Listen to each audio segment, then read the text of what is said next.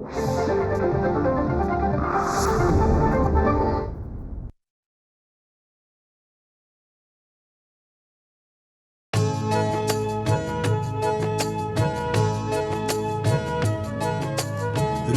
स्पंदन ठेवून नाती नूतन नित्य गुंफते ती.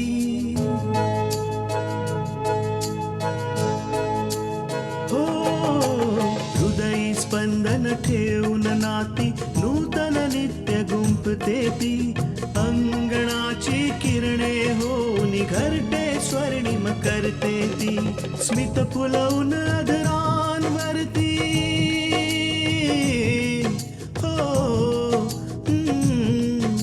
स्मित फुलवून अधरांवरती वेदनेत सुख देते ती. लेक वहिनी आई होऊन जीवन आभा होते ती. सुकन्या सुकन्या सुकन्या आमच्या कन्या. आकांक्षा, आता तू आईचं रडणं सोडून मला हे सांग की तुझी आणि सोहनची एंगेजमेंट झाली की नाही. हे बघा, आकांक्षाच्या नशिबात नक्की काय लिहिलंय. तिला जे काही हवं असतं कधीच मिळत नाही. माझा निर्णय पक्का झालाय. मी आज या क्षणीच मल्लिकाजींची नोकरी सोडतोय. आई, मला तर मेनकाचा इतका राग आला होता की एका क्षणाकरता वाटलं मी मल्लिकाजींची नोकरी सोडून द्यावी, पण आकांक्षाने अडवलं. आई, जर मला मेनकाच्या मनातलं आधी कळलं असतं ना, तर मी कधीच तुला तिच्याशी मैत्री करायला सांगितली नसती आणि ना तुला माफ करायला सांगितलं असतं.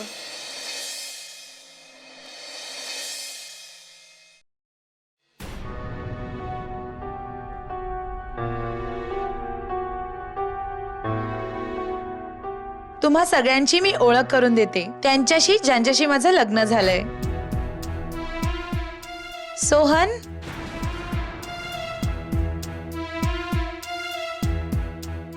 सोहनचं प्रेम कोणावरही असू देत, पण त्याचं लग्न तर माझ्याशी झालंय.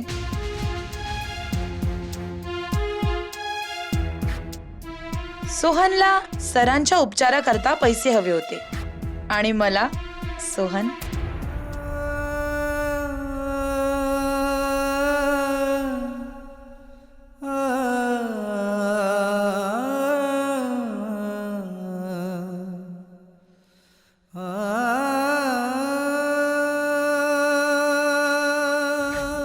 तुझ्यापासून तुझ्या आयुष्यातला सगळ्यात मोठा आनंद तुझ्यापासून घेणं. आणि बघ मी हिसकावून घेतला.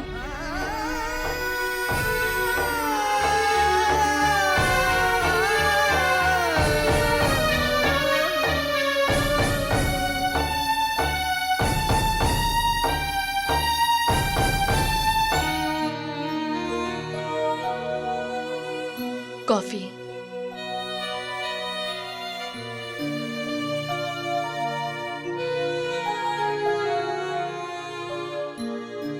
मी अगदी बरी आहे ताई. तू पण आई आणि आजी बरोबर घरी जायला हवं होतंस. मला माहिती आहे की तू बरी आहेस, पण मला वाटलं की आज मी तुझ्यासोबत इथे थांबावं. आकांक्षा, सोहनच्या जाण्यामुळे हा विचार करू नकोस की आयुष्य थांबलंय. उलट आता तुला खूप पुढे जायचंय, खूप काही करायचंय. हो ताई, मला कल्पना आहे की मला माझ्या आयुष्यात खूप काही करायचंय. पण ताई, सोहनची साथ मला नेहमी प्रेरणा द्यायची. त्याच्या सहवासात मला कोणतंही दुःख कधीही मोठं नाही वाटलं ग. बघ ना ताई, मला सोहनने आज अशा जागी आणून सोडलंय, त्याने मला अशा वळणावर आणून सोडलंय की तिथून मला कळतच नाहीये की मी कुठे जाऊ. आकांक्षा, सोहन बद्दल गैरसमज नको करून घेऊस. त्याने जे काही केलं बाबांचा जीव वाचवण्यासाठी केलं. आपलं कर्तव्य समजून केलं. बाबांकरता त्यांनी आपल्या सुखाचाही विचार नाही केला. नाही ताई, मी सोहनला दोष नाही देते. मी फक्त परिस्थितीला दोष देते. तुला माहितीये ताई, जेव्हाही मी सोहनशी लग्नाबद्दल बोलायचे ना, तर तो नेहमी म्हणायचा, जोपर्यंत बाबा बरे होत नाहीत आपण दोघं वाट बघूया. आणि आता बघ, बाबा पूर्ण बरे होत आहेत. पण माझं आकांक्षा, मला समजतंय, पण तू असं समज की तुझं आणि सोहनचं प्रेम हे बलिदान देण्यासाठीच होतं. आता तुला आयुष्यात पुढे जायचंय. जे झालं ते विसरून जा. ताई, मला थोडा वेळ पाहिजे. मी स्वतःला अगदी सावरून घेईन, पण तोपर्यंत तुम्ही माझ्याकडून काही अपेक्षा ठेवू नका. ठीक आहे, तुला जितका वेळ घ्यायचा घे, पण हा, त्यानंतर आम्हाला आमची तीच जुनी हसणारी खिदळणारी आकांक्षा परत हवी आहे. कळलं?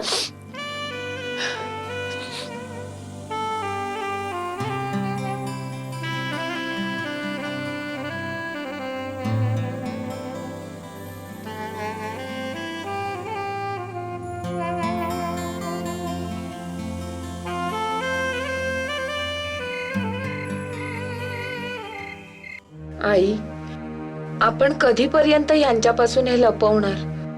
कधी ना कधी आपल्याला त्यांना सत्य सांगावंच लागेल. हो सुनबाई, अगं पण ही योग्य वेळ नाहीये. आकांक्षाने जे केलं ते योग्यच होतं. आज जर आपण दीपकला सत्य सांगितलं तर कदाचित याचा त्याच्या तब्येतीवर विपरीत परिणाम व्हायचा. आई, जे काही घडलंय ते खूप भयंकर आहे हो. आता आकांक्षा हा धक्का कसा सहन करणार आहे? असं न हो की माझी पोर खचून उद्ध्वस्त होईल.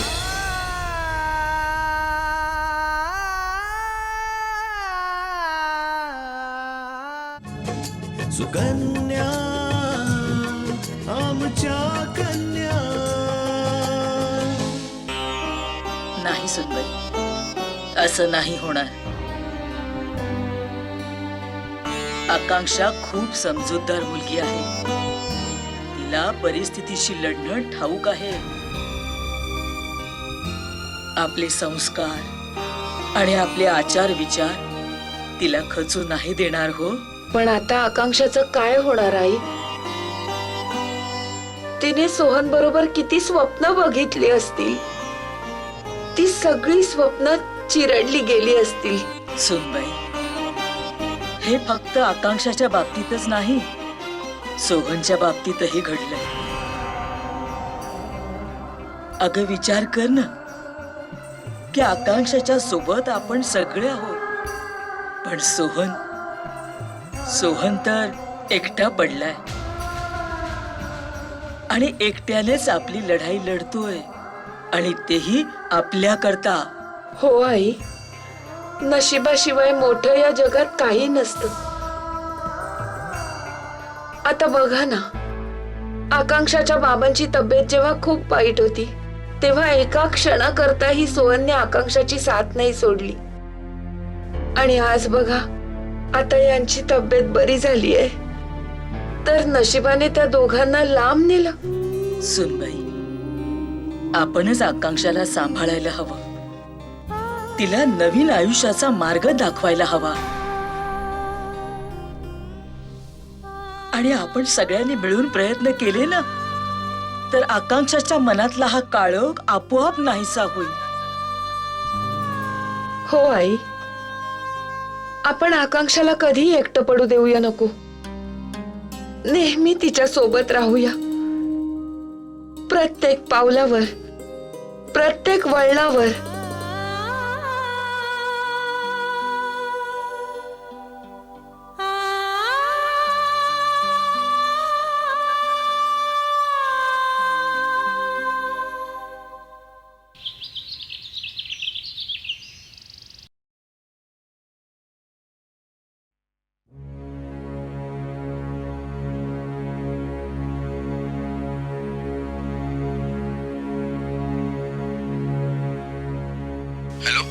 मी बोलते. हा तृष्णा, बाबांची तब्येत कशी आहे? बाबांची तब्येत रिकवर होते. डॉक्टरने सांगितलंय की जर त्यांच्या तब्येतीत अशी सुधारणा होत राहिली तर आपण त्यांना लवकर घरी घेऊन जाऊ शकू. ही तर खरंच खूप चांगली बातमी आहे.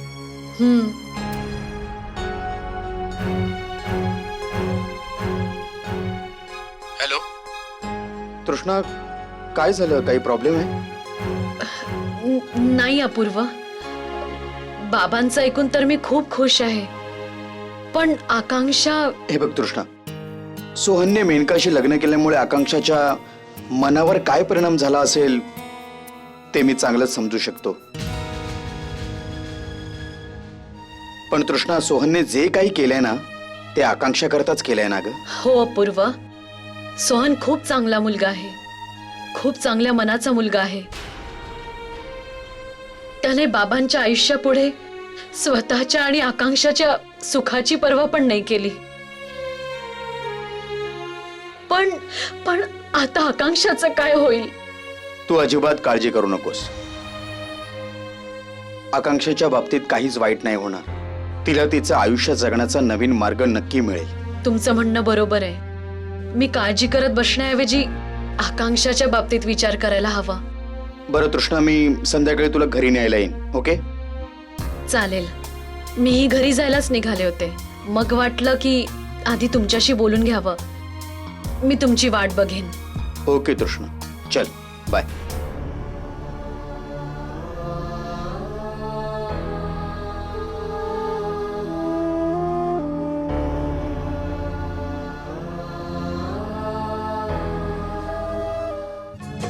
सुकन्या आमच्या कन्या.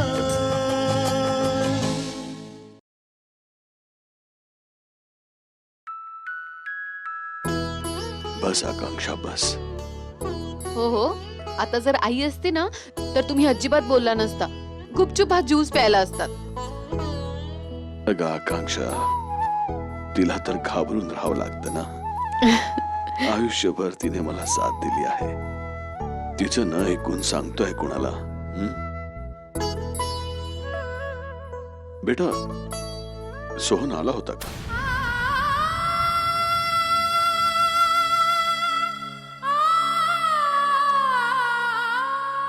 सोहन? हो हो बाबा, काल संध्याकाळीच आला तो. त्याला 2-3 दिवसांकरता बाहेर जायचं होतं म्हणून तुमचा आशीर्वाद घ्यायला आला होता. पण बाबा, तुम्ही आराम करत होतात ना, म्हणून तो तुम्हाला न भेटताच निघून गेला. अगं बाळा, अगं तू आला होता तर मला उठवायचं होतं ना. ही औषधं पडणं अशी हवी होतात की बस एकसारखी झोप येत राहते. बाबा, तुम्ही काय एवढी चिंता करताय? सोहन परत आला की तुम्ही त्याला भेटालच ना. तुम्ही फक्त तुमची काळजी घ्या.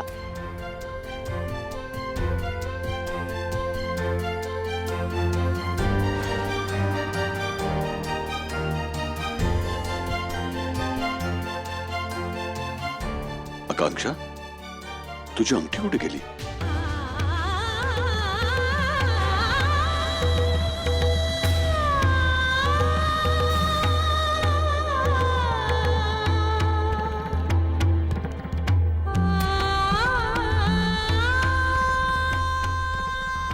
ती अंगठी मी सोहनला दिलीये टाईट करायला. खूप सैल होती बाबा. चल, बरं केलंस तू. नाहीतर इकडे तिकडे कुठेतरी गहाळ झाली असते आणि तुला कळलंही नसतं.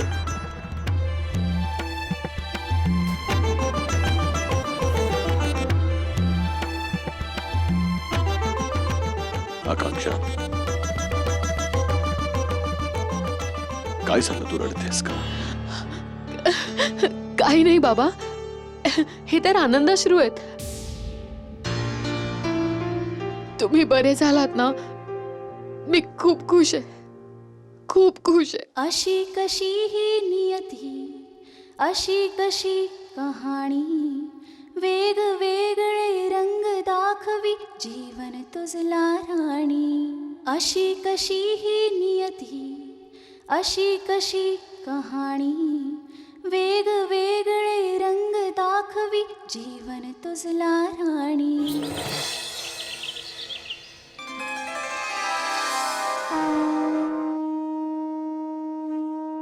मला काही सुचत नाहीये आई की मी काय करू.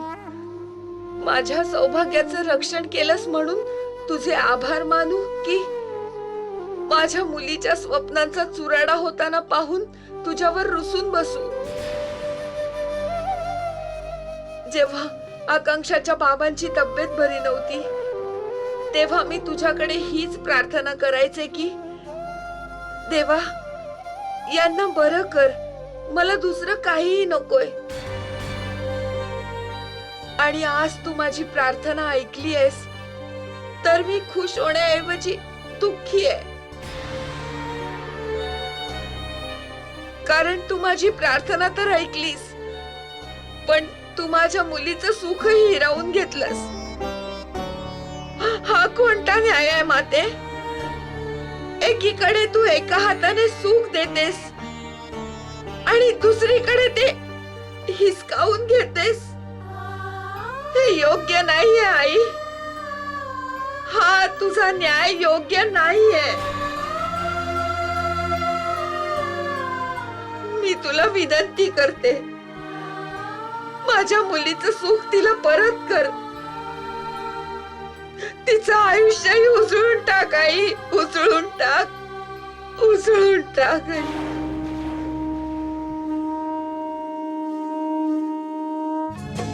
सुकन्या आमच्या कन्या.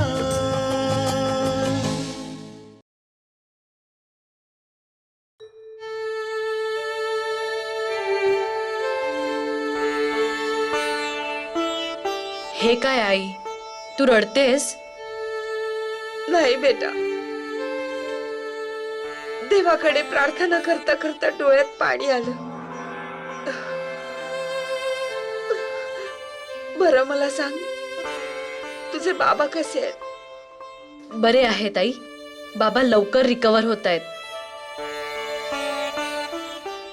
डॉक्टर म्हणाले की त्यांच्या तब्येतीत अशी सुधारणा होत राहिली तर बाबांना आपण लवकरच घरी आणू शकू. खूप चांगली बातमी आणली आहेस तृष्णा. आपण याच दिवसाची तर वाट बघत होतो. हो आई, खरं सांगायचं तर मला हा देवाचा चमत्कारच वाटतोय की बाबा इतक्या लवकर बरे झालेत.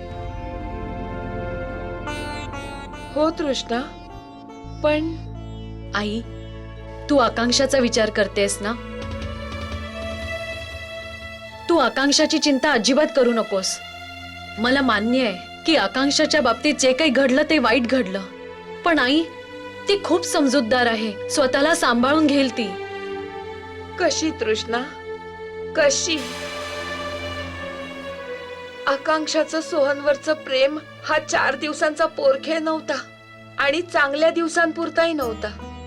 ते दोघे एकमेकांच्या जास्त जवळ तेव्हा आले जेव्हा आपण तुझ्या बाबांच्या प्रकृतीमुळे चिंतेत होतो. त्यावेळी फक्त एक सोहन असा होता ज्याला आकांक्षाची आणि या घरची काळजी होती. अशा प्रेमाला विसरणं खूप अवघड असतं. तृष्णा त्याला फक्त देणं माहितीये, परत घेणं नाही. हो आई, मला माहितीये की सोहनने नेहमी आपल्या घरच्यांचाच विचार केला आणि आजही आपल्या घरासाठी, फक्त बाबांसाठी त्याने आपलं प्रेम, आपल्या सुखाचा बळी दिला. पण आई, सोहनचा हा त्याग वाया नाही जाणार. आकांक्षा त्याला वाया जाऊच देणार नाही. ती अजिबात रडणार नाही, उलट ती उठून उभी राहील आणि स्वतःला सावरून घेईल. जर असं झालं तृष्णा तर माझ्या मनावरचं सगळ्यात मोठं ओझं उतरेल. नाहीतर मला नेहमी हीच गोष्ट खटकत राहील की तुझ्या बाबांच्या आजारामुळे आकांक्षाचं सुख हिरावलं गेलं. नाही आई, हे खरं नाहीये. तेच घडतंय जे देवाच्या मनात आहे. आणि कुणास ठाऊक हे आकांक्षासाठी चांगलंच असेल.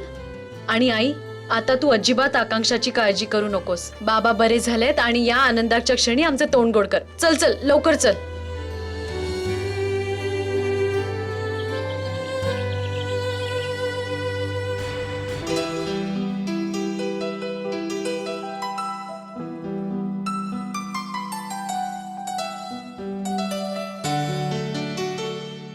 आई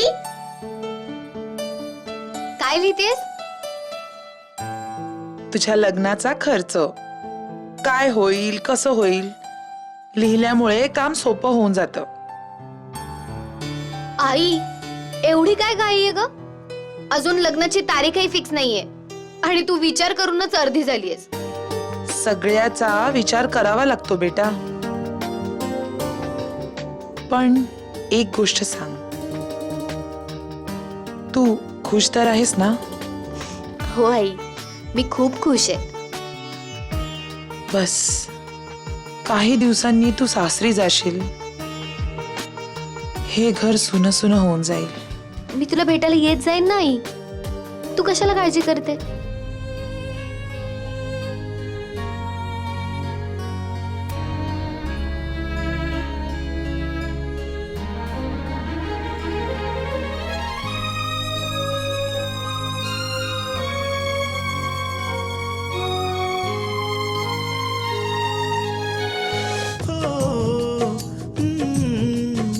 स्मित फुलवून आदरांवरती वेदनेत सुख देते ती लेक वहिनी आई होऊन जीवन आभा होते ती. सुकन्या सुकन्या सुकन्या आमच्या